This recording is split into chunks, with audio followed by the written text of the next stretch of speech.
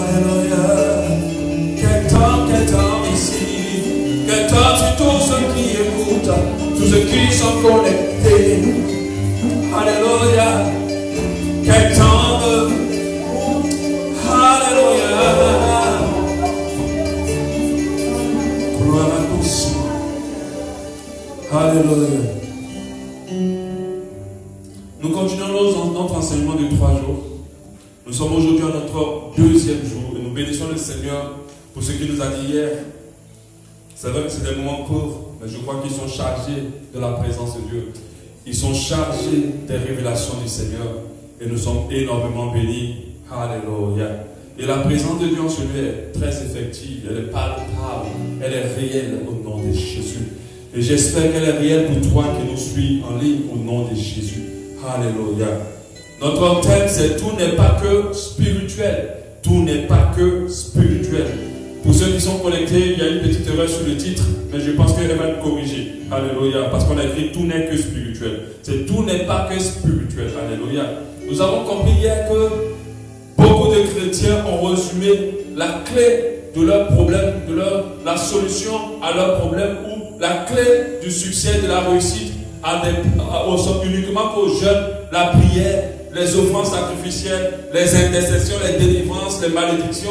Et c'est arrivé au point qu'on n'est plus trop dans le spirituel. On a tellement spiritualisé les choses que la vie de beaucoup de chrétiens sont bloquées. La vie de beaucoup de chrétiens est bloquée. Parce qu'ils n'ont pas compris que tout ne se règle pas que dans le spirituel. Alléluia. Même si toute chose a une origine, une source spirituelle. Alléluia. Ce n'est pas parce que tu as un problème aujourd'hui que la solution serait de jeûner 3 jours, 4 jours à 7 ou je ne sais pas comment pouvoir prier pour que ton problème puisse se résoudre. Beaucoup de chrétiens ont eu cette habitude-là et c'est la chose qu'ils connaissent. C'est la chose qu'ils ont appris. Ou bien faire une puissante offrande sacrificielle ou que quoi que ce soit, les choses puissent se bousculer dans leur vie. Et je me suis rendu compte avec l'étude de la parole de Dieu que ce n'est pas à tout moment que la solution était spirituelle. Il y avait des fois la possibilité de poser un acte de sagesse pour que les choses se règlent. Si tu ne changes pas de comportement et d'attitude, si tu ne changes pas de manière de faire, sache que ça sera très difficile pour toi de rentrer dans certaines bénédictions. Et beaucoup de chrétiens doivent le comprendre. Plusieurs personnes ont résumé tout à la spiritualité, pendant que deux fois certains problèmes sont alimentés par le fait qu'il n'y a pas une révélation claire et qu'il n'y a pas un acte qui soit posé. Alléluia.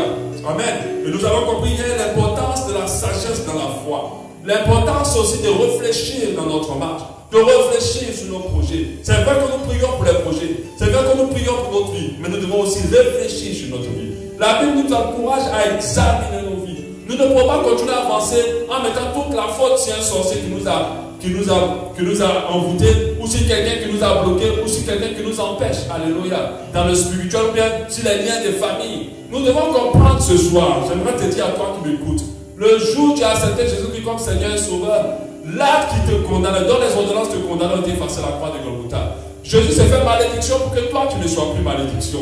Alléluia. Donc tu dois comprendre qu'il n'y a aucune malédiction sur ta vie. Amen. Ton problème, certainement, elle va se résoudre par la sagesse.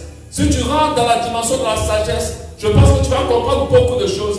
Tu vas réaliser qu'il y a des choses que tu ne fais pas. Tu vas réaliser que tu es peut-être un peu trop paresseux. Tu vas réaliser que tu es peut-être un peu trop orgueilleux. Tu vas réaliser que tu ne fais pas peut-être assez de sport. Alléluia. Parce qu'il y a certaines maladies qui sont créées par le fait que ton corps ne fait pas de sport. Alléluia. Qui sont créées par le fait que tu manges très mal. Alléluia. Il faut de la sagesse pour pouvoir ne pas empoisonner ton corps et rester de la maladie. Alléluia. Amen. Et ça, c'est très important, l'enfant de Dieu, de monter dans cette dimension. Tu vas réaliser que la sagesse apporte beaucoup de richesses. La Bible dit que d'une main droite, elle tient la vie éternelle. Elle tient une longue vie. Et de la main gauche, elle a la gloire et la richesse. Alléluia. Elle parle de la sagesse. La Bible déclare la sagesse plus importante que l'argent. Amen. Alléluia. Et ce qui fait que les gens du monde, lorsqu'ils appliquent les actes avec sagesse, la grâce de Dieu est sur leur vie. Mais les chrétiens en majorité africains se disent qu'il faut forcément une puissante prière, un puissant jeûne. Je ne vous dis pas de ne pas jeûner, je ne vous dis pas de ne pas prier, je ne vous dis pas de ne pas faire des offrandes. Mais vous devez comprendre que ce n'est pas ça la solution à tous les problèmes. Si c'était le cas, alors Dieu n'aurait pas été juste. Parce que ceux qui auront beaucoup d'argent seront plus prospères, vont être plus guéris, vont ne pas avoir de maladie. Alléluia. Mais ce qui n'est pas vrai. Parce qu'il y a des gens qui ont des millions et qui sont encore malades. Alléluia. Il y a des gens qui ont des millions et qui ont des problèmes spirituels. Alléluia. Parce qu'ils n'ont pas compris la sagesse. Alléluia. Donc aujourd'hui, je vais parler d'un deuxième élément qui nous permet de pouvoir profiter des grâces de Dieu, qui nous épargne énormément de choses, qui est très utile dans notre marche chrétienne et que énormément de chrétiens négligent. Alléluia. Donc au-delà du spirituel, il y a la sagesse, mais il y a aussi une autre chose qui est importante dans la vie de l'enfant de Dieu, sur lequel Dieu m'a énormément parlé, et que moi-même j'applique pour pouvoir rentrer dans ce que Dieu veut, et surtout ne pas rater la grâce de Dieu pour ma vie. Cet élément-là, c'est une vertu. C'est une vertu d'un enfant de Dieu. Il est plus loin, il parle même d'un élément du fruit de l'esprit. On l'appelle la bienveillance. Alléluia. On l'appelle la bienveillance. Alléluia. C'est clair que quelqu'un va me dire en quoi la bienveillance peut être une bonne chose qui va nous introduire dans des grâces et des bénédictions, qui va nous permettre d'expérimenter des choses glorieuses avec Dieu. Et un autre va me dire, mais ça veut dire quoi même la bienveillance? Alléluia. Amen. C'est vrai que beaucoup la lisent dans la Bible, mais ils ne savent pas trop ce que c'est. Et je pense qu'aujourd'hui tu le sauras. Je précise que ça fait partie du fruit de l'esprit. La Bible m'en parle, c'est le passage que nous avons médité aujourd'hui. Galates 5, 22. Mais le fruit de l'esprit, c'est l'amour, la paix, la joie, la patience, la bonté, la bienveillance. Alléluia. Donc c'est un élément du fruit de l'esprit. Dans d'autres versions, on écrit la bénignité. La bénignité, c'est la même définition, ce sont des synonymes. Alléluia. Déjà, la bienveillance est un trait indiscutable du Saint-Esprit, du fruit du Saint-Esprit dans le caractère d'un enfant de Dieu. Alléluia. C'est une vertu indiscutable qui doit être dans le caractère d'un enfant de Dieu. Mais je vous assure, quand j'observe les chrétiens d'aujourd'hui, ils sont peu bienveillants. Ils ne sont même pas assez bienveillants. Pire encore, ils sont le contraire de la bienveillance. Or, là, dans la bienveillance, il y a une source énorme de grâce et de bénédiction. Il y a une source énorme même de délivrance. Alléluia. Mais beaucoup ne la réalisent pas. Beaucoup ne le comprennent pas. C'est quoi la bienveillance? Alléluia. La bienveillance, c'est la disposition du cœur à faire du bien. À aimer faire du bien. Alléluia. À faire du bien et à aimer faire du bien. C'est une disposition du cœur. C'est une personne qui est toujours disposée à faire du bien. Je ne parle pas de la gentillesse. Parce que la gentillesse nous pousse à faire des fois du bien quand il ne faut pas. Je parle de la bienveillance. C'est une disposition du cœur. Quelqu'un qui aime toujours mettre l'autre bien. C'est l'effort que nous faisons pour mettre l'autre bien. On appelle ça la bienveillance. L'effort que nous faisons pour mettre l'autre bien. Des fois, les gens traduisent les signes de la bienveillance comme si c'était de la faiblesse. Mais ce n'est pas de la faiblesse. C'est un caractère du fruit de l'esprit. Alléluia. La bienveillance, ce mot-là contient bien et veiller. Bien et veiller. Donc, sa définition, c'est veiller à être bien avec tout le monde. Alléluia. Veiller à être bien, je n'ai pas dit gentil, hein. Veiller à être bien avec tout le monde. Tous ceux qui sont dans cette assemblée savent que gentil, c'est mauvais. Dieu n'est pas gentil. Dieu est bienveillant. Dieu est bon. Alléluia. Quand vous lisez la Bible, à chaque moment, il agit avec bienveillance avec le peuple juif. Il agit avec bienveillance avec certains de ses serviteurs. Mais il n'a jamais été gentil, Dieu. Alléluia. C'est vrai que si on coupe cette partie pour le mettre sur Facebook, on va dire voilà un pasteur qui est en train d'insulter Dieu. Alléluia. Mais il n'a jamais été gentil. Il a été toujours bon. Amen.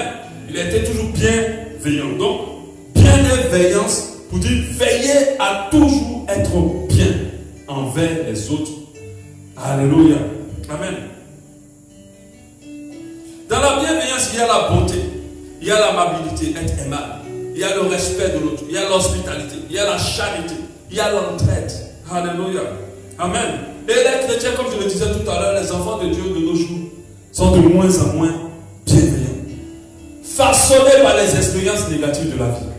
Façonnés par des coups de la vie, par les blessures du passé. Les hommes, au lieu de se laisser, les chrétiens, au lieu de se laisser façonner par le Saint-Esprit, se laissent façonner maintenant plus par les coups et les mauvaises expériences de la vie. Alléluia.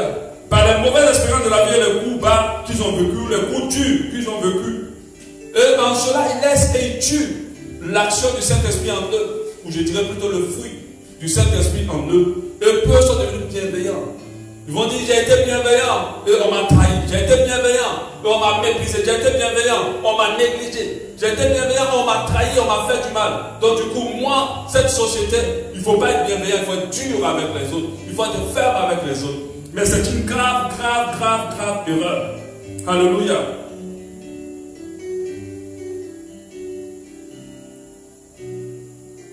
Et du coup, plusieurs ne vont plus vouloir être courtois, plusieurs ne vont plus vouloir aider, plusieurs ne vont plus vouloir respecter, plusieurs ne vont plus être bienveillants. Ils ne vont plus.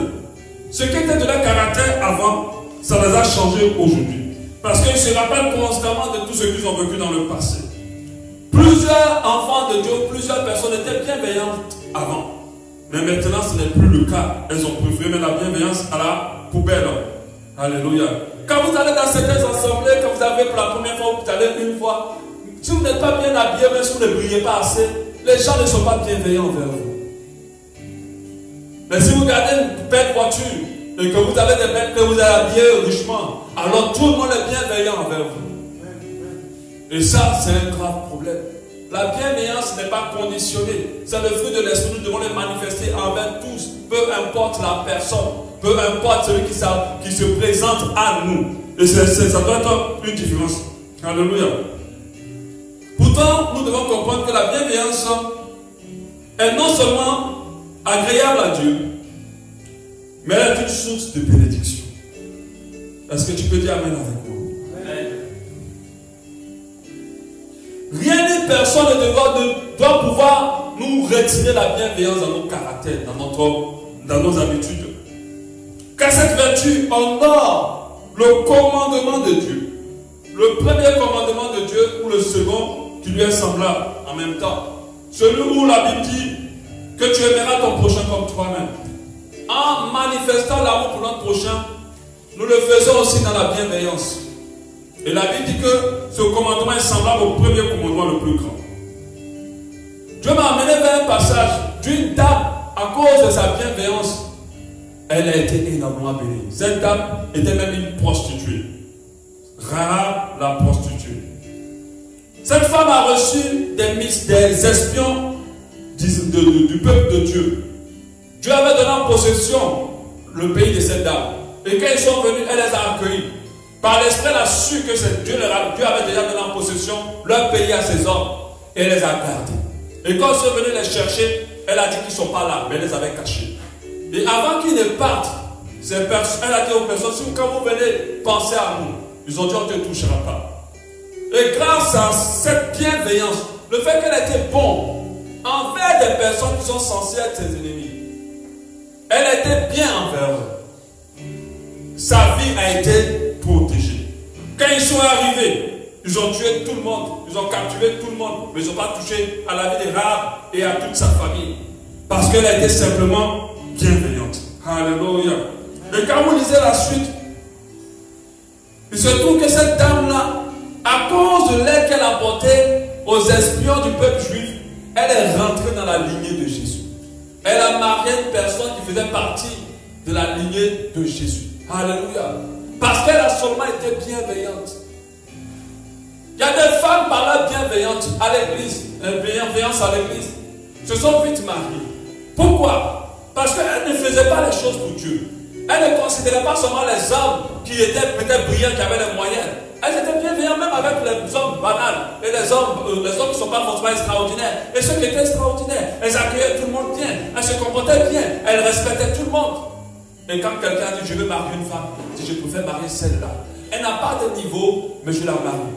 Je me rappelle une de nos collègues dans le ministère.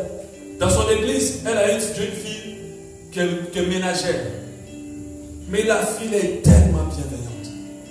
Quand j'arrivais à chaque fois là-bas, j'étais marqué par comment la fille la servait à l'église. Elle était toujours présente. Elle servait avec bienveillance. Elle était aimable avec les autres. Mais elle a marié un gros gradé de l'armée.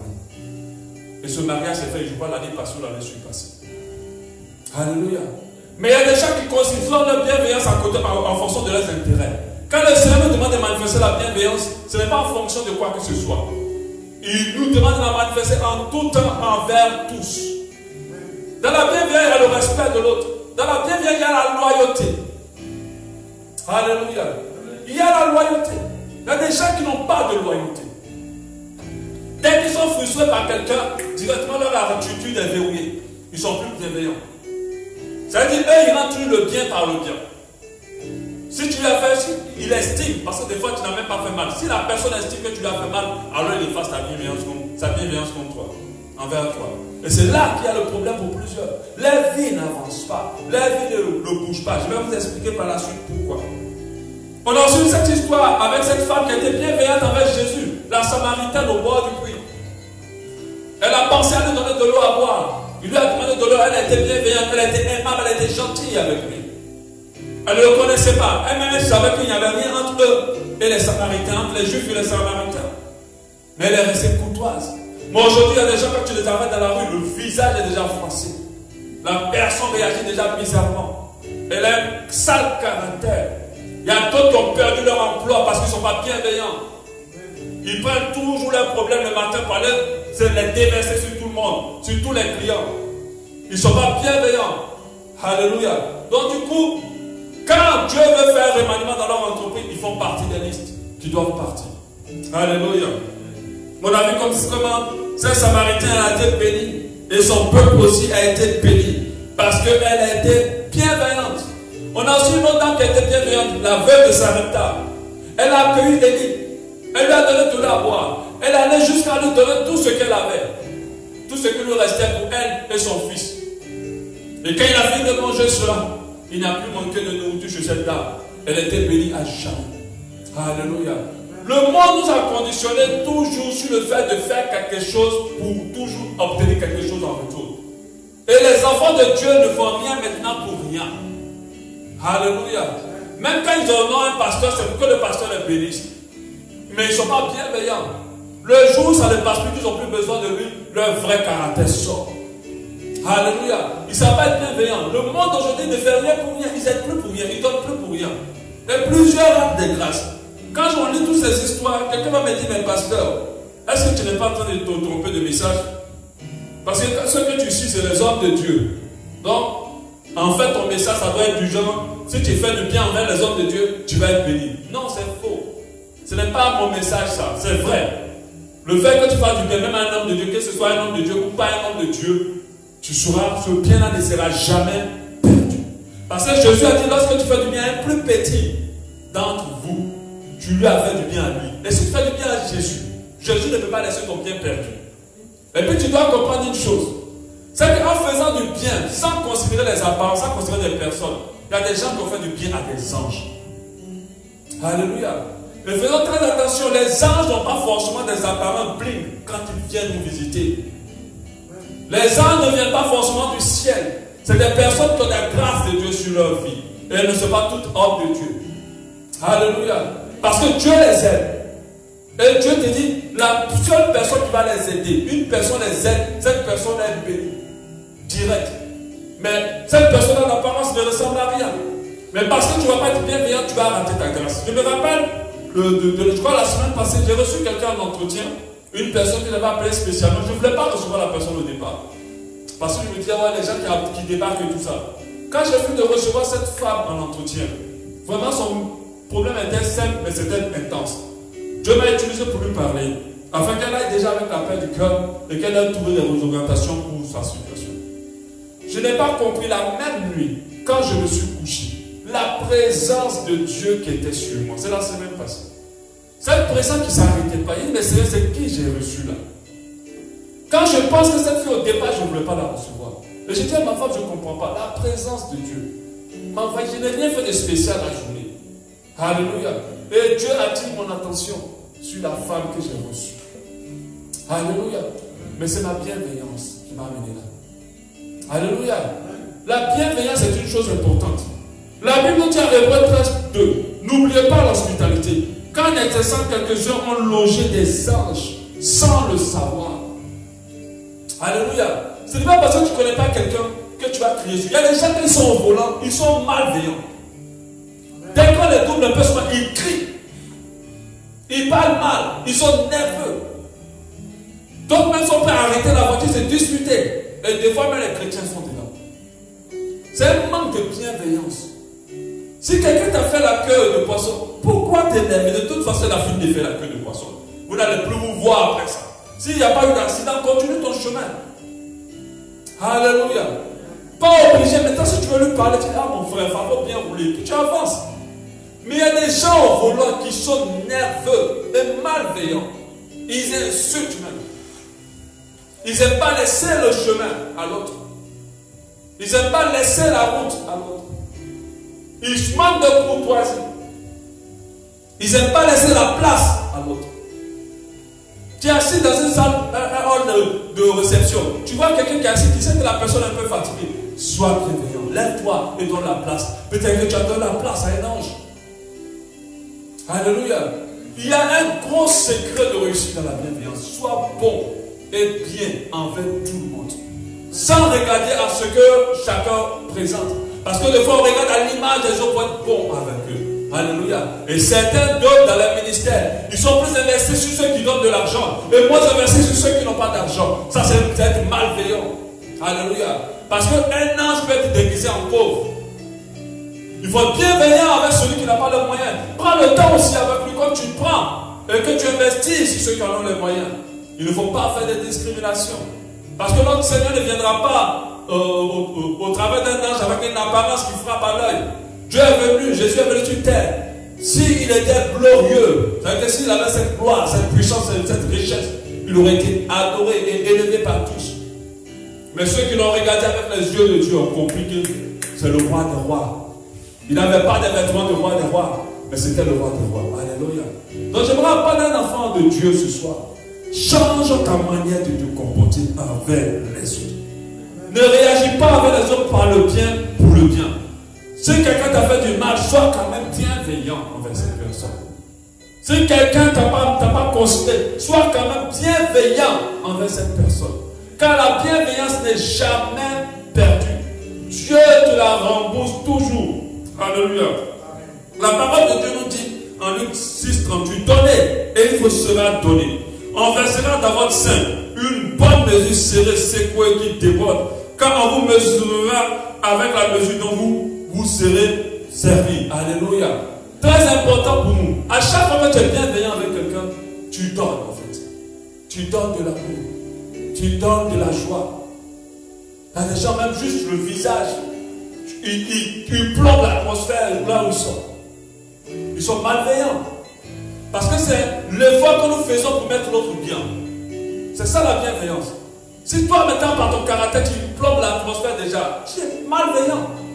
Irrespectueux des fois. Alléluia. Il faut qu'on soit bienveillant avec tout le monde. Comme je l'ai dit tout à l'heure, la bienveillance n'est jamais perdue. Dieu nous le rend toujours. Et à force d'être bienveillant, notre vie peut être boostée. Nous donner accès à énormément de grâce, de bénédiction et de faveur. Alléluia. Amen. On a vu comment des barbares ont été énormément bénis dans la Bible parce qu'ils ont reçu avec bienveillance les apôtres. Ils ont reçu avec bienveillance les hommes de Dieu. Ils ont reçu avec bienveillance les chrétiens qui venaient leur annoncer l'évangile. Je me rappelle de certaines personnes, quand les gens viennent leur annoncer l'évangile, ils versent l'eau sur eux. Ils sont malveillants. Il faut être bienveillant. Il faut que dans notre esprit, nous ayons le souci de mettre les autres bien. C'est très important. Ne pensons pas qu'à nous. Les gens qui sont malveillants, ce sont des personnes égoïstes qui ne pensent qu'à eux, mais pas aux autres. Tout ce qui est leur problème, c'est ce que l'autre leur a fait. C'est ce que l'autre ne leur a pas donné. Mais ils ne pensent pas aussi à l'autre. Il y a des gens qui veulent toujours exprimer leur mécontentement. Qui t'amène l'autre mal pourvu qu'ils expliquent. Des fois, ce n'est pas tout que tu as besoin de dire. Si ça va mal mettre l'autre, ce n'est pas la peine. Alléluia. Vous cherchez un moyen de le sortir qui ne va pas mal mettre l'autre, même s'il a déconné. Vaut mieux susciter à quelqu'un la repentance que la culpabilité. Alléluia. Vaut mieux susciter à quelqu'un l'envie de changer que de se dire, ah, j'ai mal fait. Oh, je me suis mal comporté. Oh, vraiment, j'ai blessé la personne. Parce qu'il y a des gens qui aiment culpabiliser. Mais c'est les autres qui sont des personnes malveillantes. Alléluia. C'est des personnes malveillantes. Même si l'autre t'a fait mal, tu n'es pas obligé de la culpabiliser. Tu peux parler à l'autre pour que l'autre comprenne qu'elle a fait mal et créer en elle le désir de pouvoir se racheter. mais pas de la même mal. Vous dites vraiment, ce que tu m'as fait là, je ne sais même pas comment je vais m'en sortir. J'avais fait ça, j'avais fait ça, j'avais fait ça, puis la personne elle est mal. Alléluia. Alléluia. Tu peux seulement dire non, ça, ce que tu as fait, ce n'est pas bon. Bon, c'est pas grave, on va faire avec, on va avancer. Prochainement, la personne dit, ah, vraiment, il faut que j'évite. Mais qu'elle n'ait pas cette culpabilité. Culpabiliser, ça c'est la mauvaise, la malveillance. Alléluia. Amen. Donc en dehors du fait de prier et de jeûner, soyons bienveillants. Il y a des personnes qui viennent, qui chantent. Plusieurs personnes dans leur famille vont rendre des témoins pour dire cette personne elle est chrétienne. Vous êtes sûr? Mais ces personnes chantent, jeûnent, font des efforts sacrificiels, mais elles sont malveillantes. Une des vertus qui permet de reconnaître un enfant de Dieu, c'est la bienveillance. Le monde aujourd'hui est rempli de personnes malveillantes, de caractères bizarres et compliqués. Mais un enfant de Dieu a une douceur naturelle qui émane de lui. Un enfant de Dieu a une amabilité naturelle qui sort de lui. Et les gens sont toujours frappés par sa bienveillance. Il sait dire s'il te plaît. Il sait s'excuser. Alléluia. Il sait s'excuser, il sait dire s'il te plaît. Il sait mettre l'autre bien. Il sait considérer l'autre. Il ne néglige pas l'autre. Et du coup, l'autre se sent bien. Amen. Amen. Nous allons prier.